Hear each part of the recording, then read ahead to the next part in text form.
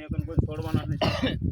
બોટાદ જિલ્લાનું કાનિયાડ ગામ જ્યાં મોટા પ્રમાણમાં ખેડૂતોએ આ વર્ષે ડુંગળીનું વાવેતર કર્યું છે.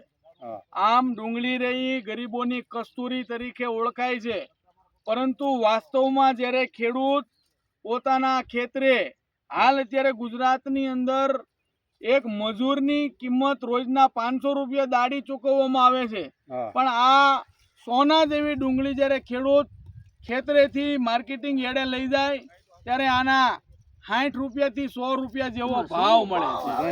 ત્યારે લાખો કરોડો રૂપિયાનું ખર્ચ કરી આ દાદાએ અમે જ્યારે એને વાત કરી 5 લાખ રૂપિયાનું તો ખાલી બિયારણ નાખ્યું છે. બિયારણ, ખાતર, દવા, પાણી, એનું ખેડ, આ બધાયનો સરવાળો મારી ત્યારે આ ડુંગળી 1000 રૂપિયા મણ ખેડૂતોને પોહાય એમ છે. એની સિવાય પોહાય નહીં તો રાજ્ય સરકારે જે ડુંગળીનું ઉત્પાદન કરતા ખેડૂતોને પણ જેમ મગફળી ટેકાના ભાવે ખરીદી કરે, કપાસ ટેકાના ભાવે ખરીદી કરે, એમાં ડુંગળીનો પણ ટેકાના ભાવે ખરીદી કરવી જોઈએ એવી અમારી માંગ છે.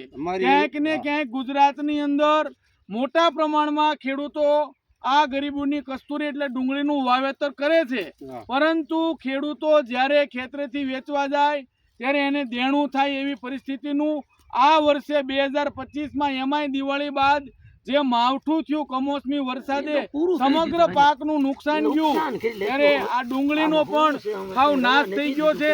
જે કાંઈ છે એ ખેડૂતો આની ઉપર નિર્ભર છે, ખેતી ઉપર.